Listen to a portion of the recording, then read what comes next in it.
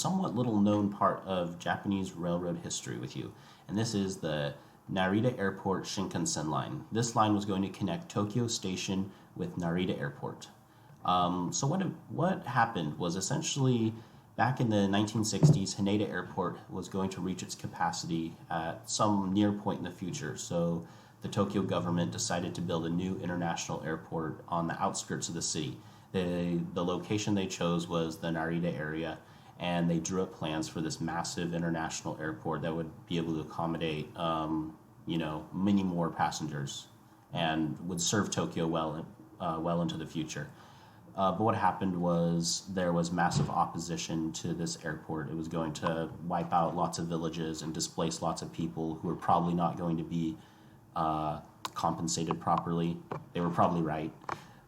So there was many protests and opposition to this huge project. And what ended up happening was the Narita Airport ended up being built in the 70s. It opened in the 70s, still very controversial.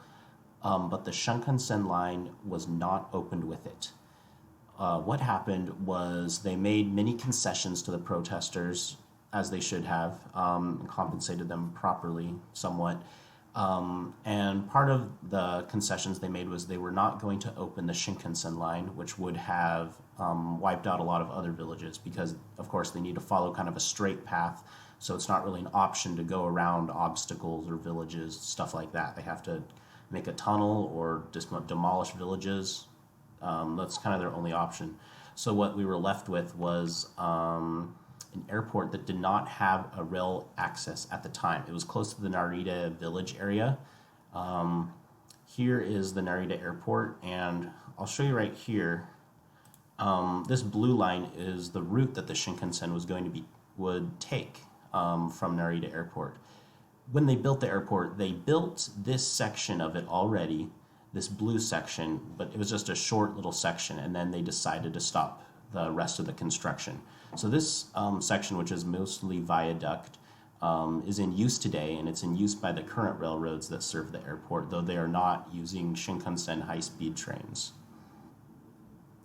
So this is a map of the railroads that serve Narita Airport. This is going to kind of give us an overview and kind of put into context how the Shinkansen was going to affect the other lines and work with them to serve Narita Airport. As you can see, there's 3 railroads that go there. So it's pretty impressive. Most airports in the world have 1 at most, and very rarely do they have 2. But Narita Airport has 3.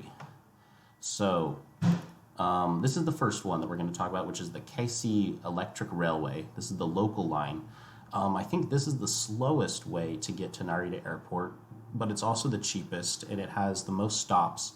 It's not really a luxury train or anything. The one time I visited Tokyo, this is what I took. It's kind of slow, but like I said, it's the cheapest. This is their rolling stock, just a basic train. The next one is the Narita Keisei Skyliner, which is the fastest way to get there, and also I think the most expensive. I think it can get from Ueno Station to Narita Airport in 36 minutes, which is pretty fast. And this uses the part of the viaduct that had already been built for the Shinkansen before the plans were canceled. So it uses some of the right-of-way for that. And this is the other rail access. This is the Narita Express by Japan Rail. The government ran rail service.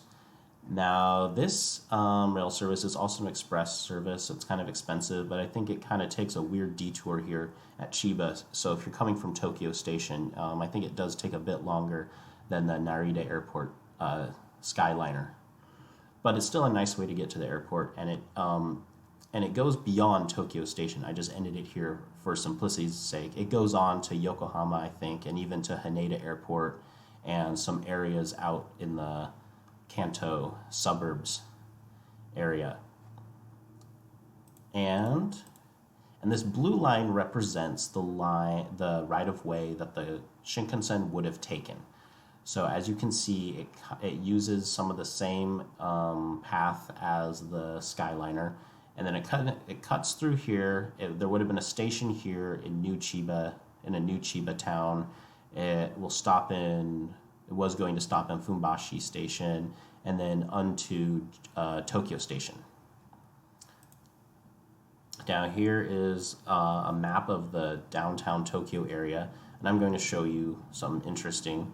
So right now there is a railroad called the Kyo Railway, which is also ran by JR, and it serves kind of like the outer, like the edges of the Bay area, the edges of the Bay, and it terminates at Tokyo Station. Now it just terminates at Tokyo. It terminates in an underground terminal, and this underground terminal was originally going to be built for the Shinkansen. That was its purpose in the first place. And after plans were canceled, then the case, I think it's the I think it's KO. The Kyo Railway was built instead, and they utilized that underground terminal to serve Tokyo Station instead.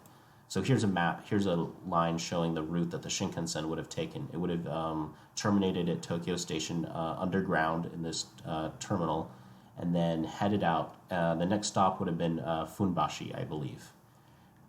Some people, from the research I've done, apparently the terminal at Tokyo is between Tokyo Station and the next one, Yurakucho, which makes it a kind of an inconvenient spot because it's not actually in either of the stations. It's like right between them. And so it's connected to Tokyo Station by a very long hallway that you have to walk down to get to the trains. Interesting fact. Well, anyways, thanks for watching.